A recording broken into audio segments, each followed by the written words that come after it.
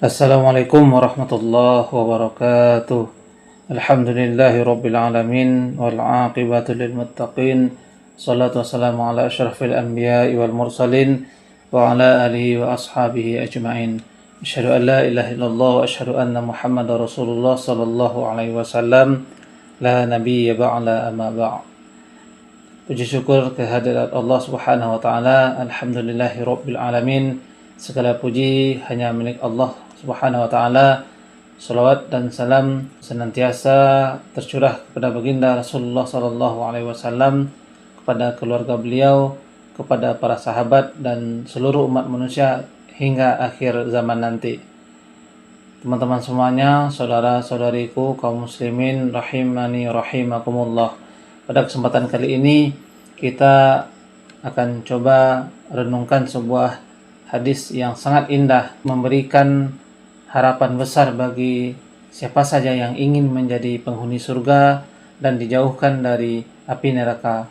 Dalam sebuah hadis Rasulullah sallallahu alaihi wasallam menyampaikan, hadis yang diriwayatkan oleh Imam Ahmad yang berbunyi, qala Rasulullah sallallahu alaihi wasallam, hurrima 'alan nasi kullu hayyin layyin sahlin qaribin minan nas.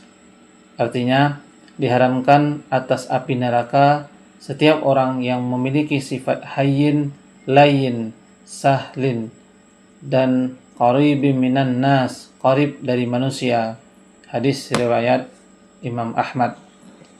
Hadis ini bukan berarti seseorang pasti masuk surga hanya karena memiliki akhlak yang baik tanpa iman dan tanpa amal soleh. Namun hadis ini merupakan kabar gembira bahwa orang yang beriman yang menghiasi dirinya dengan akhlak-akhlak yang mulia ini mendapatkan keutamaan yang sangat besar di sisi Allah Subhanahu wa taala. Kita akan kupas satu persatu sifat-sifat orang yang ada dalam hadis ini. Kita akan awali dari kata yang pertama, yaitu hayyin.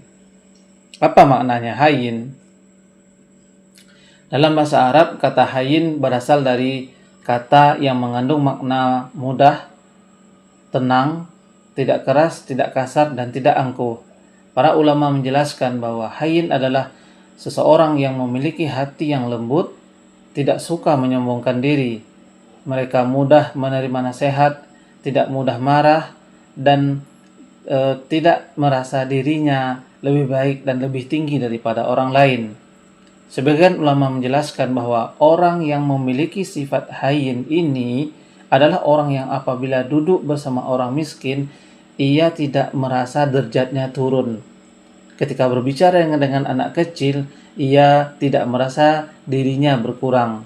Dan ketika diberikan nasihat oleh orang yang lebih muda, ia mau mendengarkan dengan lapang dada. Inilah yang disebut dengan sifat rendah hati. Rendah hati bukan berarti rendah diri, teman-teman. Jadi Islam tidak mengajarkan kita kepada orang yang minder atau merasa tidak berharga. Seorang mukmin harus memiliki harga diri dan kemuliaan karena Allah telah memuliakan mereka, orang-orang yang beriman. Dalam surat Al-Munafikun, yang artinya Allah Subhanahu wa taala berfirman, kemuliaan itu hanyalah milik Allah, Rasulnya, dan orang-orang yang beriman.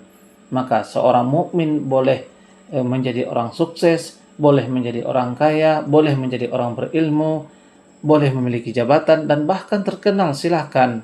Namun semua itu tidak boleh membuatnya merasa lebih mulia, merasa lebih tinggi, dan merasa lebih memiliki daripada orang lain. Karena ukuran kemuliaan di sisi Allah Subhanahu wa taala bukanlah harta, bukanlah jabatan, bukanlah keturunan, bukan warna kulit, melainkan ketakwaan. Inna akramakum indallahi atqakum. Sesungguhnya orang-orang yang paling mulia di sisi Allah adalah orang-orang yang paling bertakwa. Surat Al-Hujurat ayat 13. Nah, dari ayat di atas dapat kita pahami bahwa Al-Quran mengubah cara manusia memandang seseorang. Di dunia, seseorang mungkin dihormati karena kekayaannya. Di dunia, seseorang dipuja atau dipuji karena kejabatannya. Di dunia, seseorang mungkin dibanggakan karena keturunan keluarga orang kaya, keluarga para bangsawan. Namun di sisi Allah Subhanahu wa taala semua itu tidak ada ukurannya. Yang dinilai adalah hati dan ketakwaannya. Sebagaimana Rasulullah SAW bersabda, sesungguhnya Allah tidak melihat kepada kalian rupa kalian, tidak melihat harta kalian, tetapi Allah melihat kepada hati dan amal kalian. Hadis riwayat Muslim. Jadi hadis ini menyampaikan bahwa yang terpenting bukanlah penampilan luar, bukanlah cover kita teman-teman, melainkan kebersihan hati kita. Seseorang boleh mengenakan pakaian sederhana, pakaian yang mungkin dilihat oleh orang pakaian yang standar saja, tetapi jika hatinya dipenuhi ketakwaan dan kerendahan hati, maka itulah orang yang mulia di sisi Allah. Nah, sebuah pertanyaan teman-teman semuanya, mengapa kesombongan itu sangat berbahaya? Sifat hayyin merupakan lawan dari sifat kesombongan. Oleh karena itu, untuk memahami hati kita, untuk memahami apakah kita rendah hati, kita perlu memahami makna sebuah kesombongan. Kesombongan adalah dosa pertama yang dilakukan terhadap Allah Subhanahu wa taala. Kita ingat tausiah-tausiah daripada ustadz kita, tausiah-tausiah dari para membalik kita ya.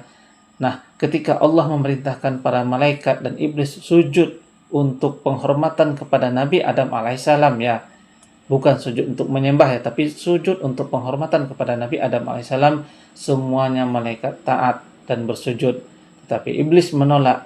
Maka Allah Subhanahu wa taala menyatakan bahwa dalam surat Al-Baqarah ayat 34, ia menolak, menyombongkan diri dan termasuk orang-orang yang kafir.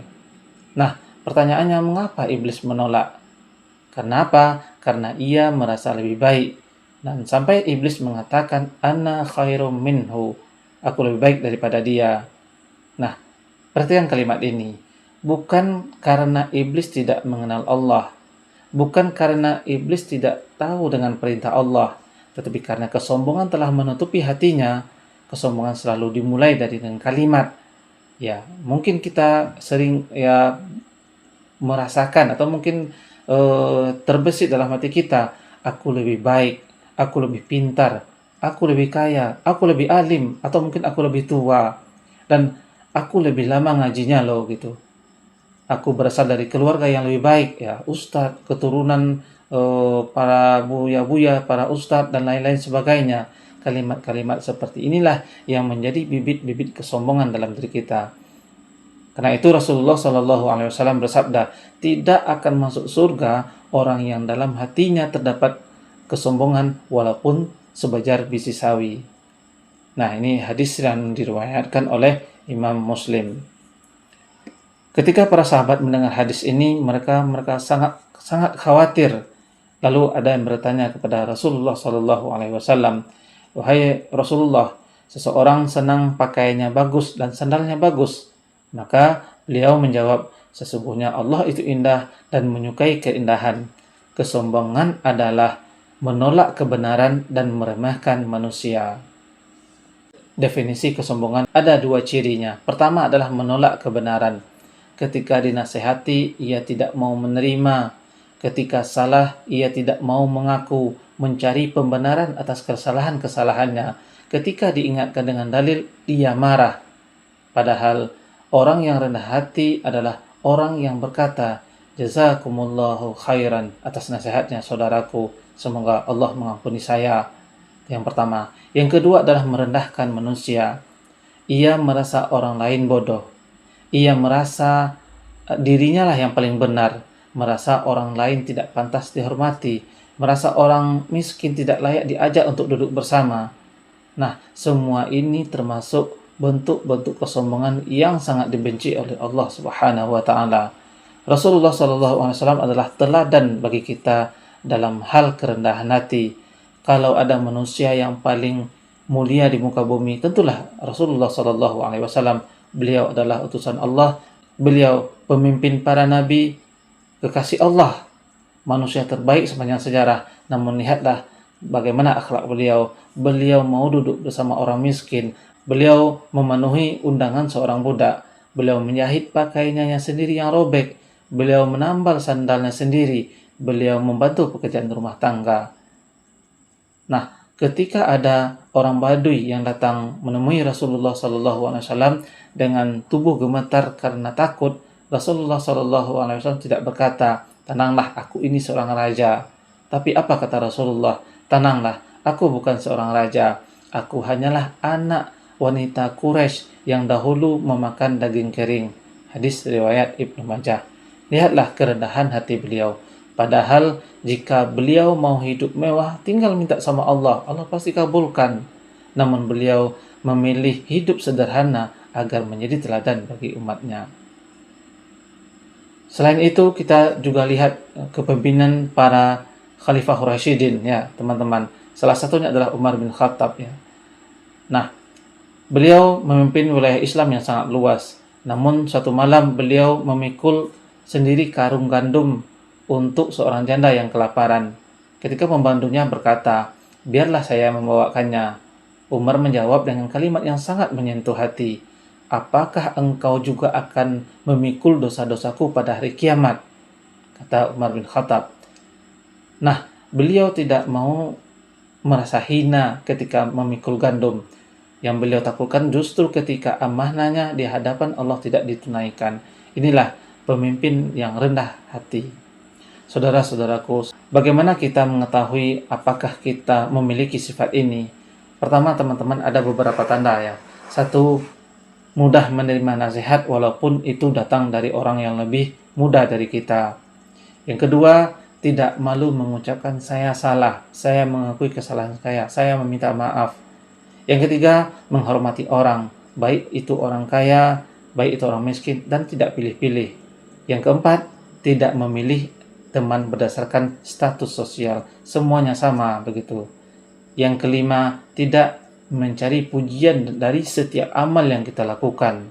Kemudian, lebih senang memuji orang lain daripada dipuji. Jadi, itulah beberapa hal-hal yang mungkin bisa kita tandai dalam diri kita termasuk orang-orang yang hain atau tidak.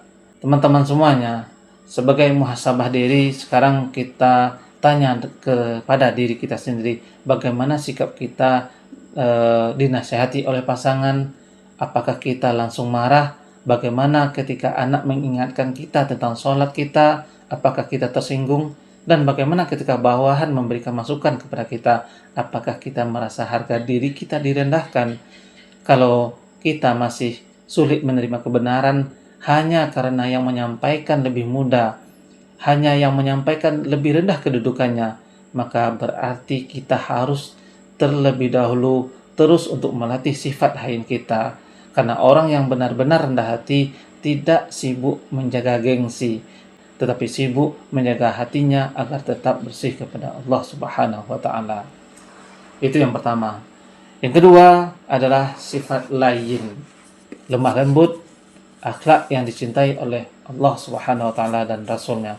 Saudara-saudaraku yang dirahmati Allah, setelah kita bahas tadi sifat yang pertama tentang hayyin, sifat rendah hati dan tidak memiliki kesombongan dalam hati. Yang kedua, kita akan bahas tentang sifat layyin. Apa arti kata layyin? Layyin artinya adalah lembut, lunak, tidak kasar dan tidak keras, dan mudah diterima.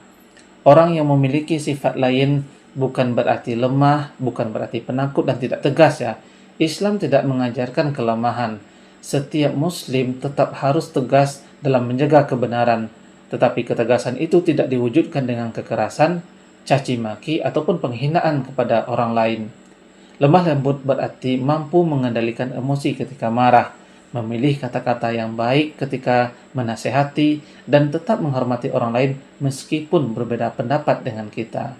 Dan inilah akhlak yang dicintai oleh Allah Subhanahu wa Ta'ala dan Rasulnya. Dalam sebuah hadis, Rasulullah SAW bersabda, hadis yang diriwayatkan oleh Imam Muslim, sesungguhnya Allah Maha Lembut, Rafiq, dan mencintai kelembutan. Allah memberikan karena kelembutan sesuatu yang tidak diberikan karena kekerasan, dan tidak diberikan kepada selainnya. Nah, dari hadis ini Allah bukan sekadar memerintahkan kita bersikap lemah lembut, tetapi Allah mencintai kelembutan. Artinya apa? Setiap kali kita menahan marah, memilih kata-kata yang baik yang mau disampaikan, atau memaafkan orang lain, kita sedang melakukan sesuatu yang dicintai oleh Allah Subhanahu wa taala. Betapa banyak masalah dalam keluarga yang sebenarnya bukan karena persoalan besar ya, tetapi karena cara menyampaikan saja yang kasar. Suami berkata dengan nada tinggi, istri menjawab dengan emosi, dan anak membalas dengan nada keras. Akhirnya rumah tangga yang harusnya menjadi tempat ketenangan berubah menjadi tempat pertengkaran. Dalam surat Ar-Rum ayat 21, Allah Subhanahu wa taala menyatakan, dan di antara tanda-tanda kekuasaannya ialah Dia menciptakan berpasang-pasangan untukmu agar kamu memperoleh ketenangan darinya, dan Dia menjadikan di antara kalian rasa kasih sayang dan rahmat. Kasih sayang itu tidak akan tumbuh jika lisan dipenuhi dengan kemarahan, cacian, makian, dan lain-lain. Kelembutan menghiasi segala sesuatunya, teman-teman ya. Hadis yang diriwayatkan oleh Imam Muslim ya, Rasulullah Shallallahu Alaihi Wasallam bersabda, tidaklah kelembutan ada pada suatu melainkan akan menghiasinya, dan tidaklah kelembutan dicabut dari sesuatu melainkan akan membuatnya buruk. Hadis yang sangat luar biasa, teman-teman, penuh dengan nasihat untuk kita. Nasihat yang lembut akan lebih mudah diterima. Guru yang lembut lebih dicintai oleh siswa dan muridnya. Orang tua yang lembut lebih didengarkan oleh anak-anaknya, dan pemimpin yang lembut akan lebih dicintai oleh rakyatnya. Dan bahkan pedagang yang ramah senyum saat pelanggan datang itu lebih dipercaya oleh pelanggannya. Dan sebaliknya, jika kelembutan dicabut, maka yang tersisa hanyalah kekerasan, permusuhan, dan kebencian, teman-teman. Sebuah kalimat kasar yang kita ucapkan dalam waktu 5 detik saja ini terkadang bisa meninggalkan luka di hati seseorang selama bertahun-tahun, bahkan seumur hidup. Nah, karena itu apa? Karena itu sebelum berbicara, tanyakanlah kepada diri kita sendiri, apakah ucapan ini memperbaiki keadaan atau justru memperburuk keadaan. Kita ingat, teman-teman semuanya, Nabi Musa diperintahkan untuk bersikap lemah lembut kepada Firaun. Nah, di antara ayat yang paling mengagumkan tentang kelembutan adalah firman Allah Subhanahu wa taala kepada Nabi Musa dan Nabi Harun. Dalam surat Taha dinyatakan ya, Allah Subhanahu wa taala berfirman, dan berbicaralah kalian berdua kepadanya dengan perkataan yang lemah lembut. Mudah-mudahan ia sadar atau takut kepada Allah. Nah, coba kita renungkan Fir'aun. Ya, Fir'aun adalah manusia yang pernah mengaku dirinya Tuhan, membunuh bayi-bayi laki-laki, menindas rakyatnya, dan Fir'aun adalah simbol kezaliman. Namun Allah tetap memerintahkan Nabi Musa agar berbicara dengan lemah lembut kepadanya. Para ulama menjelaskan bahwa ayat ini mengajarkan suatu kaidah penting dalam kita berdakwah. Jika kepada Fir'aun saja diperintahkan menggunakan kelembutan sebagai langkah awal, maka kepada sesama muslim tentunya lebih pantas bagi kita untuk menggunakan tutur kata yang lemah lembut. Ini bukan berarti kita mengorbankan kebenaran, teman-teman. Kebenaran tetap harus disampaikan, tetapi dengan bahasa dan dengan adab yang lebih baik begitu. Rasulullah SAW tidak pernah berkata kasar. Dalam surat Ali Imran ya, Allah Subhanahu wa taala menyampaikan, A'udzubillahi minasyaitonirrajim. Bismillahirrahmanirrahim. Fabima rahmatin minallahi lintalahum wala kunta fazzan ghalizal qalbi lam faddu min haulik. Maka berkat rahmat Allah lah engkau bersikap lemah lembut kepada mereka. Sekiranya engkau bersikap kasar atau berhati kasar, niscaya mereka akan menjauh dari sekelilingmu. Surat Ali Imran ayat 159. Nah, ayat ini turun setelah perang Uhud. Suatu waktu ya, sebagian sahabat Rasulullah SAW melakukan kesalahan yang menyebabkan kaum muslimin mengalami kekalahan dalam peperangan tersebut. Kalau kita mungkin berada di posisi Rasulullah SAW, mungkin kita akan marah besar. Namun Allah justru memerintahkan beliau untuk memaafkan mereka, memohon ampunan bagi mereka, dan tetap bermusyawarah dengan mereka. Ini adalah pelajaran yang sangat penting bagi kita semuanya. Kadang kita memutus silaturahim hanya karena kesalahan kecil. Kadang kita tidak berbicara dengan saudara kita sendiri selama bertahun-tahun hanya karena persoalan kecil, persoalan warisan, atau mungkin ada sedikit ucapan yang menyakitkan. Padahal Rasulullah SAW mengajarkan kelembutan lebih mendatangkan perbaikan daripada kemarahan. Nah, tempat pertama kita menerapkan sifat lain ini adalah di rumah kita sendiri. Seringkali seseorang dikenal sangat ramah di luar sana, di luar rumah ya, tetapi ketika di rumah dia menjadi orang yang paling keras terhadap keluarganya. Nah, Rasulullah SAW pernah menyatakan, hadis yang diriwayatkan oleh At-Tirmizi, sebaik-baik kalian adalah orang yang paling baik kepada keluarganya, dan aku adalah orang yang paling baik kepada keluargaku. Nah, teman-teman semuanya, maka tanyakan kepada diri kita sendiri, apakah kita lebih sering tersenyum kepada teman kerja kita daripada kepada pasangan? Apakah kita lebih sabar menghadapi pelanggan daripada menghadapi anak-anak kita? Apakah kita lebih sopan kepada orang asing daripada kepada ayah atau ibu kita sendiri? Jika jawabannya iya, maka kita perlu perbaiki akhlak kita, karena keluarga adalah orang yang paling berhak mendapatkan kelembutan kita. Nah, teman-teman semuanya, kaum muslimin wal muslimat rahimakumullah, lemah lembut bukan berarti kita tidak marah, teman-teman ya. Suatu hari ada seorang sahabat yang meminta nasihat kepada Rasulullah. Beliau berkata, "Jangan marah."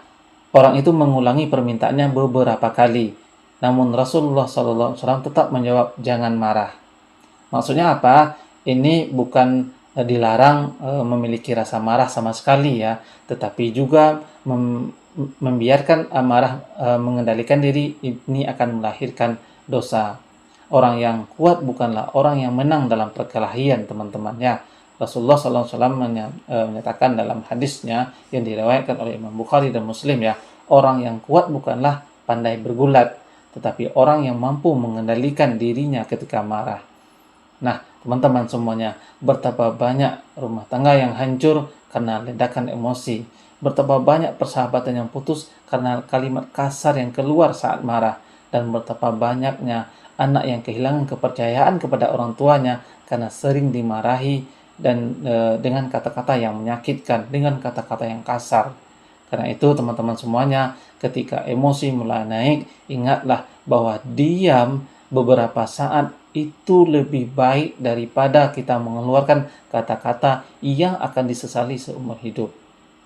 Nah, bagaimana caranya melatih sifat lain ini? Para ulama menyebutkan ada beberapa cara untuk melatih kelembutan. Yang pertama adalah biasakan berbicara dengan suara yang tenang. Allah bahkan mengingatkan agar manusia tidak meninggikan suara tanpa kebutuhan. Kedua, biasakan memilih kata-kata yang baik. Allah Subhanahu wa taala berfirman dalam surat Al-Isra ayat 53, dan berkatalah kepada hamba-hambaku agar mereka mengucapkan perkataan yang baik. Yang ketiga, berprasangka baik kepada sesama muslim. Banyak pertengkaran yang mungkin terjadi ya karena kita langsung menyimpulkan niat buruk orang lain tanpa terbayun terlebih dahulu. Yang keempat, perbanyak mengingat bahwa setiap ucapan akan dimintai pertanggungjawabannya oleh Allah nanti di akhirat.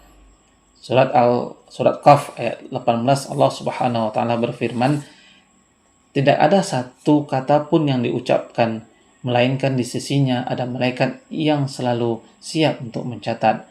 Nah, ketika kita sadar bahwa setiap kalimat yang kita ucapkan akan dicatat oleh malaikat, maka tentunya kita akan berhati-hati dalam berbicara. Nah, itu sifat lain. Nah, teman-teman semuanya, kaum muslimin wal muslimat rahimakumullah. Yang ketiga, sifat sah. Kaum muslimin wal muslimat rahimakumullah. Sekarang kita akan membahas sifat yang ketiga, yaitu sikap sahlun. Nah, mungkin ada yang bertanya ya, apa bedanya sifat lain dengan sifat sah? Sekilas, kedua kalimat ini memang tampak sama, tetapi sebenarnya memiliki makna yang berbeda. Lain ini lebih berkaitan dengan kelembutan hati, kelembutan ucapan dan sikap. Sedangkan sahlun ini lebih berkaitan dengan kemudahan dalam bermuamalah, yaitu bagaimana seseorang tidak suka mempersulit urusan orang lain, mudah memaafkan, mudah membantu, mudah memberi, dan mudah bekerja sama dengan mereka. Dengan kata lain, orang yang sahlun adalah orang yang ketika orang lain berinteraksi dengannya, mereka merasa nyaman dan mereka tidak terbebani dengan kita. Nah, sebelum kita memahami kata sahlun, kita perlu mengetahui bahwa agama Islam itu sendiri dibangun dengan prinsip kemudahan. Allah Subhanahu wa taala menyatakan dalam surat Al-Baqarah ayat 185 ya, Allah menghendaki kemudahan bagimu dan tidak menghendaki kesulitan bagimu. Ayat ini turun dalam pembahasan tentang puasa Ramadan ya. Allah memberikan berbagai macam keringanan kepada orang yang sakit, kepada orang yang musafir. Ini menunjukkan bahwa syariat Islam itu memperhatikan kemampuan manusia. Rasulullah Shallallahu Alaihi Wasallam menyatakan dalam sebuah hadis ya, yang diriwayatkan oleh Imam Bukhari dan Muslim, permudahlah dan jangan mempersulit, berilah kabar gembira dan jangan membuat orang lari. Hadis ini awalnya disampaikan kepada para sahabat yang diutus untuk berdakwah, namun kandungannya berlaku luas dalam kehidupan sesama muslim. Ketika kita menjadi orang tua, jangan mempersulit anak untuk mencintai agama. Ketika kita menjadi guru, jangan mempersulit murid untuk belajar. Dan ketika kita menjadi pemimpin, jangan mempersulit rakyat. Ketika kita menjadi atasan, jangan mempersulit bawahan. Dan ketika kita mungkin menjadi tetangga bagi orang lain, jangan mempersulit tetangga kita. Karena memberi urusan yang kemudahan yang kita berikan kepada orang lain, semakin besar harapan kita mendapatkan kemudahan dari Allah Subhanahu wa taala. Rasulullah Shallallahu alaihi wasallam menyampaikan dalam sebuah hadisnya yang diriwayatkan oleh Imam Muslim, barang siapa yang memudahkan urusan seseorang mukmin yang sedang mengalami kesulitan di dunia, maka Allah akan memudahkan urusannya di dunia dan di akhirat. Nah, teman-teman semuanya, kaum muslimin wal muslimat rahimakumullah, perhatikan janji Rasulullah Shallallahu alaihi wasallam ini.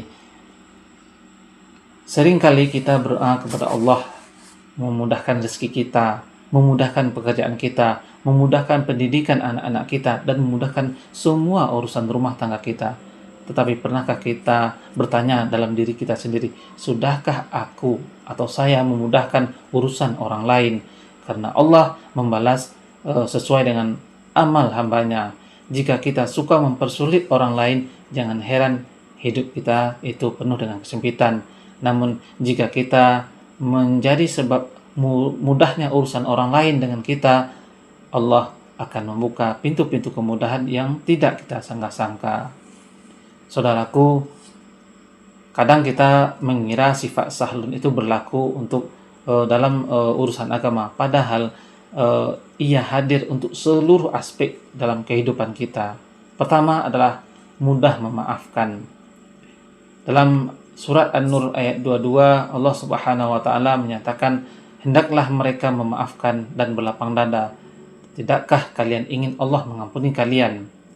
Ayat ini turun berkaitan dengan sahabat Rasulullah Sallallahu Alaihi Wasallam, Abu Bakar Siddiq ya, radhiyallahu an, ketika beliau tersakiti oleh salah seorang sahabatnya ya, Allah memerintahkan beliau agar tetap memaafkan.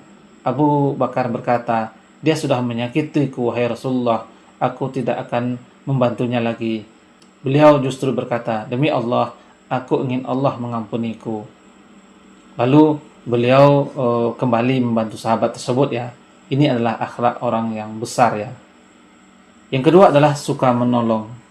Nah, dalam surat Al-Maidah ayat 2 ya, wa ta'awanu 'alal birri wat taqwa ya. Sering kita dengar ayatnya ya.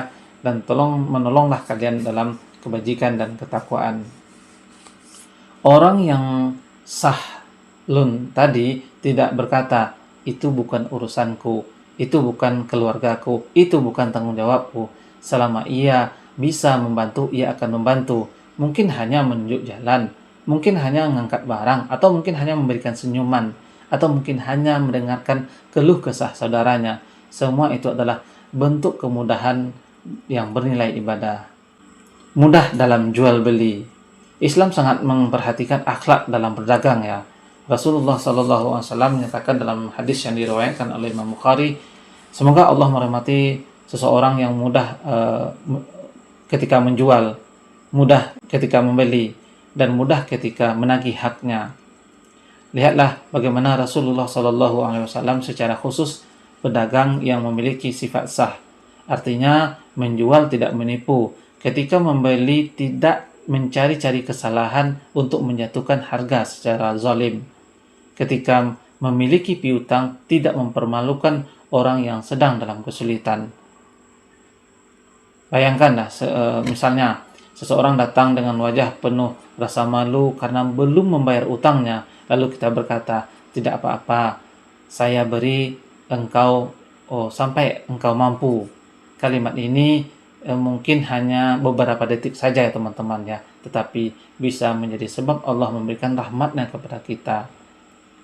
Nah, selanjutnya jangan menjadi orang yang mempersulit teman-teman. Ada orang yang sebagian ini merasa bangga ya, jika orang lain kesulitan berurusan dengannya. Apa istilahnya? Kalau masih bisa dipersulit, ngapain dipermudah ya? Mengurus surat dipersulit, mengurus pembayaran dipersulit, mengurus izin dipersulit. Padahal sesama muslim justru seharusnya orang yang dikenal karena kemudahannya, memudahkan pada orang lain. Rasulullah SAW sendiri tidak menyukai sikap berlebihan yang mempersulit ya. Ketika 3 orang sahabat ingin melakukan ibadah secara ekstrim, ada yang ingin sholat malam terus-menerus, ada yang ingin puasa setiap hari, ada yang tidak ingin menikah. Maka Rasulullah SAW menyampaikan apa? Barang siapa yang membenci sunnahku, maka ia bukan termasuk golonganku. Hadis riwayat Bukhari dan Muslim. Ini menunjukkan bahwa agama Islam mengajarkan keseimbangan, bukan memberat-beratkan dalam beragama, teman-teman. Sahlun dalam berdakwah. Ketika mengajak orang lain kepada Allah, jangan mulai dengan menghakimi atau menghukumi dia. Mulailah dengan kasih sayang, mulai dengan doa, mulailah memahami keadaan mereka. Rasulullah SAW selama 23 tahun dia berdakwah tidak pernah memulai dengan kebencian. Beliau memulai dengan cinta, hikmah, kesabaran, dan kelembutan. Orang yang lebih mudah menerima kebenaran jika disampaikan dengan cara yang bijaksana. Nah, saudara-saudaraku kaum muslimin wal muslimat rahimakumullah, mari kita bertanya kepada diri kita masing-masing, apakah kita, pasangan kita merasa nyaman hidup bersama kita? Apakah anak-anak merasa mudah berbicara dengan kita? Apakah tetangga merasa senang jika meminta bantuan kepada kita? Dan apakah bawahan merasa dipersulit atau dibimbing? Apakah pelanggan merasa dimudahkan atau justru dipersulit? Jangan sampai kita rajin sholat berjamaah, rajin baca Al-Quran, tetapi dalam urusan dengan manusia kita dikenal dengan orang yang sulit diajak untuk bekerja sama. Karena akhlak kepada manusia juga merupakan bagian dari ibadah. Kaum muslimin wal muslimat rahimani wa rahimakumullah. Yang terakhir, qaribun minan nas. Rasulullah SAW mengajarkan bahwa kedekatan dengan manusia adalah buah dari hati yang bersih dan akhlak mulia. Nah, apa sih makna dari qaribun minan nas? Secara bahasa qarib artinya dekat ya. Namun bukan berarti ini jarak begitu ya, tapi melainkan dekat dengan hati. Ada orang yang tinggal serumah tetapi hatinya jauh. Ada tetangga yang rumahnya berdempetan tetapi tidak pernah saling menyapa. Ada saudara kandung yang bertahun-tahun tidak pernah saling berbicara. Dan sebaliknya, ada orang yang tinggalnya berjauhan tetapi saling mendoakan, saling membantu dan saling menguatkan. Itulah kedekatan yang dimaksud dalam hadis ini. Orang yang qarib bersama manusia adalah orang yang kehadirannya membawa ketenangan. Ketika ia datang, orang senang. Ketika ia berbicara, orang merasa dihargai. Ketika ia diminta bantuan, ia berusaha membantu. Ketika melihat saudaranya kesulitan, ia tidak berpaling. Ketika dia memiliki kelebihan, ia tidak pernah lupa untuk berbagi. ia tidak hidup hanya untuk dirinya sendiri, tetapi hidup untuk orang lain dan memberikan manfaat bagi orang lain. Mengapa Islam mengajarkan kita dekat dengan manusia? Sebagian orang-orang memahami bahwa ibadah hanya sebatas sholat, hanya puasa, hanya membaca Al-Quran dan zikir, dan lain-lain begitu. Namun Islam mengajarkan ibadah sosial juga, yaitu bagaimana kita berinteraksi dengan sesama manusia. Dalam surat An-Nisa ayat 36, Allah Subhanahu wa taala menyatakan, A'udzubillahi minasyaitonirrajim, sembahlah Allah dan janganlah kamu mempersekutukannya dengan sesuatu apapun. Berbuat baiklah kepada kedua orang tua, kerabat, anak yatim dan orang-orang miskin, tetangga yang dekat dan tetangga yang jauh, teman sejawat. Setelah Allah memerintahkan tauhid, lalu Allah langsung memerintahkan berbuat baik kepada sesama manusia. Ini menunjukkan bahwa keimanan yang benar akan melahirkan akhlak yang baik. Seseorang tidak bisa mengaku mencintai Allah tetapi membenci sesama manusia dengan alasan yang tidak dibenarkan oleh syariat. Rasulullah SAW adalah orang yang dekat dengan umatnya. Lihatlah kehidupan Rasulullah SAW. Beliau pemimpin negara, beliau panglima perang, beliau adalah hakim, beliau adalah guru. Namun beliau tidak pernah menjaga jarak dengan umatnya. Beliau duduk bersama sahabatnya, beliau duduk bersama mereka, beliau memenuhi undangan orang miskin, menyinggung orang sakit, menghibur anak-anak, dan menyapa wanita yang tua. Beliau bahkan mengetahui keadaan sahabat-sahabatnya satu persatu. Itulah sifat Rasulullah SAW. Rasulullah SAW melihat seorang wanita tua yang biasa membersihkan masjid tak lagi terlihat ya. Beliau bertanya, di mana dia? Para sahabat menjawab kalau wanita itu sudah meninggal dunia. Mengapa kalian tidak memberitahuku? Kemudian beliau mendatangi kuburnya dan mendoakan. Subhanallah, wanita itu bukan tokoh terkenal teman-teman, bukan orang kaya, bukan pemimpin, tetapi Rasulullah SAW memperhatikannya. Beginilah akhlak yang diajarkan oleh Rasulullah SAW kepada sesama mukmin. Ia tidak hanya peduli kepada orang-orang yang besar saja, tetapi beliau juga peduli kepada orang-orang yang kecil yang sering dilupakan oleh manusia. Dalam suatu hadis Rasulullah SAW menyampaikan, beliau bersabda, mukmin yang bergaul dengan manusia dan bersabar atas gangguan mereka lebih baik daripada mukmin yang tidak bergaul dengan manusia dan tidak bersabar atas gangguan mereka. Hadis ini memberikan pelajaran yang sangat berharga bagi kita. Bergaul dengan manusia tentu tidak selalu mudah. Ada yang mungkin menyakiti, ada yang tidak menghargai kita, ada yang berbuat zalim.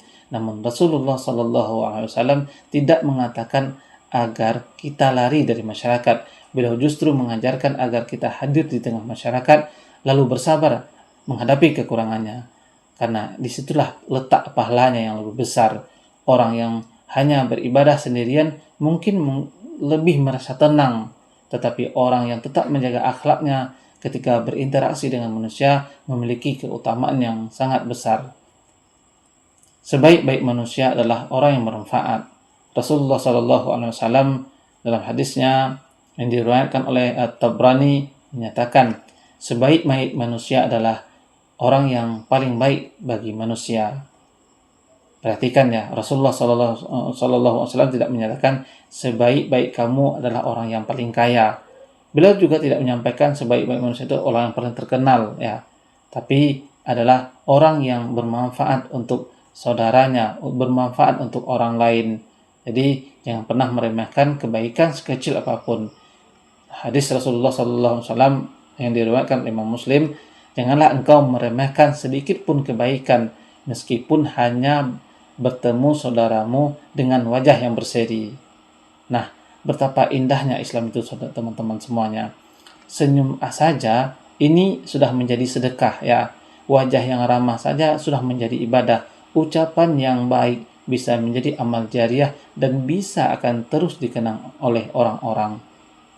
Nah, di antara bukti seseorang dekat dengan manusia adalah bagaimana ia memperlakukan tetangganya.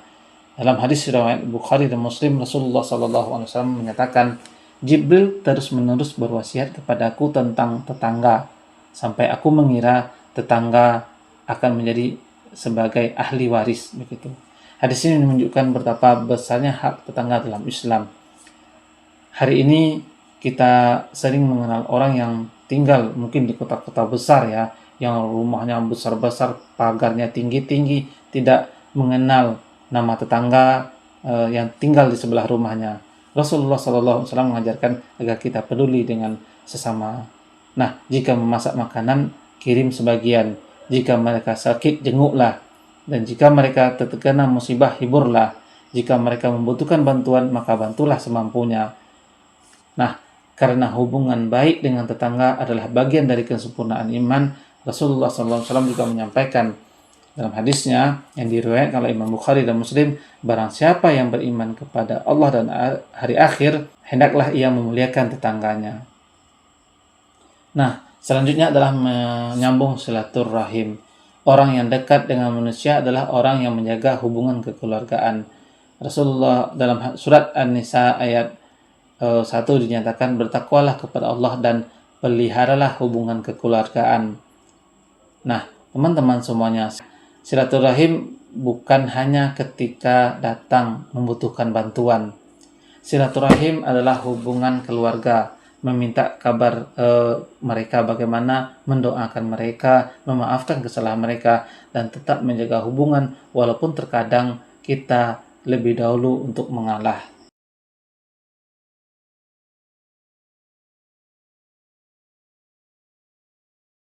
Saudara-saudaraku, teman-teman semuanya, kaum muslimin wal muslimat rahimakumullah. Jika sifat qaribu minan nas adalah dekat membawa manfaat, maka lawannya adalah orang yang menyakiti manusia. Rasulullah SAW pernah bertanya kepada para sahabat, tahukah kalian siapa orang yang bangkrut? Para sahabat menjawab, orang yang bangkrut adalah orang yang tidak memiliki dirham, tidak memiliki harta.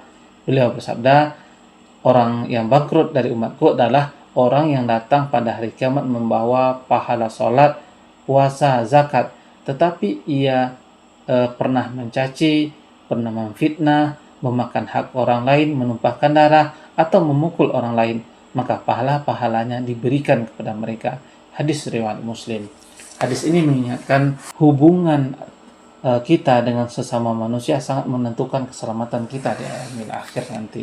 Jangan sampai kita rajin beribadah, tapi lisan kita menyakiti orang lain.